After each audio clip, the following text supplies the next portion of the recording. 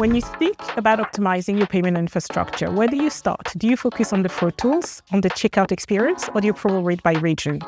All of these are critical, don't get me wrong, but there is one quiet identifier that shapes everything behind the scene, the BIN. Well, BIN stands for Bank Identification Number. It's the first few digits on the card. Traditionally, it was the first 6 digits, and this has evolved to become the first 8 digits. Those attributes essentially refers to the card type, the card product, where the card has been issued, who's the institution behind the card.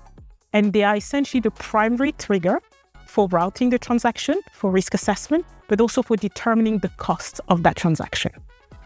The world of payment has exploded. Today, we have hundreds of fintechs, banks that are all issuing new products covering more geography, and that essentially drives more rules around the card program.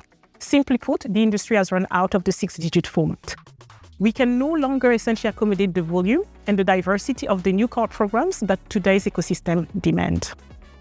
Well, under the old system, the same BIN could essentially serve different attributes from the same card product.